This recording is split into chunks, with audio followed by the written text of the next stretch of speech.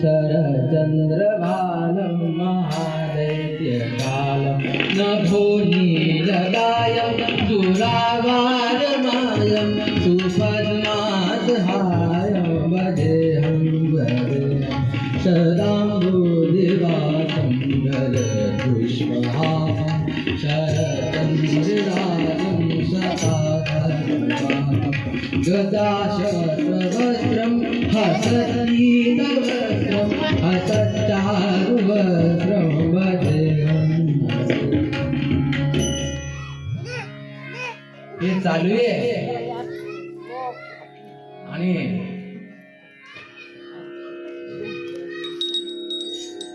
प्रल्हाद नारायणाचं सतत नामस्मरण चालू आहे महाराज. आणि अशामध्ये हिरण्यकशिपू म्हणाला, गेले निर्जर निगुणी, गेले निर्जर निगुणी, स्वस्ताना ते करुणी आगमन. प्रल्हादाने नामस्मरणे केले प्रसन्न. राम राम सीतापते, राम राम सीतापते, राम राम सीतापते, राम राम राम.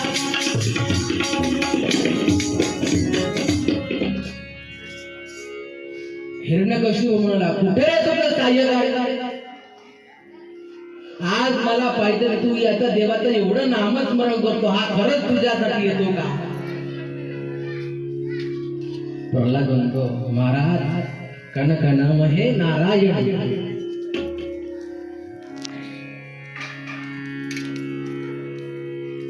या पृथ्वी तलावर आहे का म्हणे तुझा भगवान? आहे. या राज्यात आहे का? आहे. रागारागामध्ये आला. या दरबारात आहे का म्हणे तुझा हा नारायण? आहे. हा खंबात आहे का म्हणे? हे खंबा दिसतोय, खंब्यामध्ये आहे का नारायण? आहे. रागोर लाथ मारली. कड कड कड मोळे संगतो त्यात नाथ, धड धड धड धोमी जुंदुबी नादोद. कड कड कड भूमी गायचा टाई पाटे, पट पट भूमी गायचा थाई पाटे. नरहरी साम्राज महाराज की जय.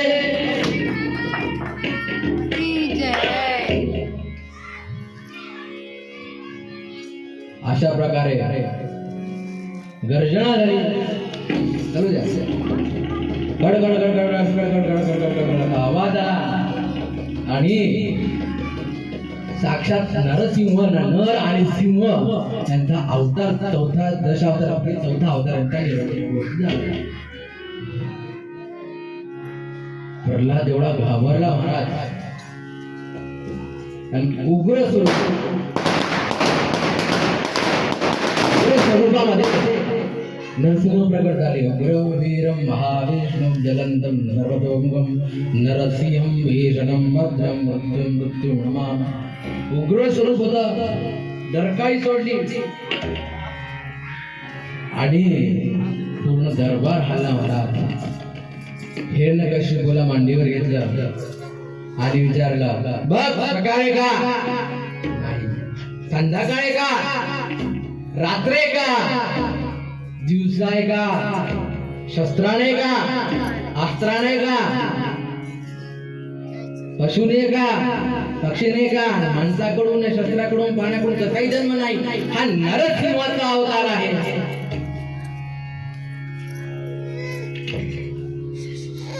असं म्हणल्यावर हिरण्यकशिपूला घाम फुटला आणि बोल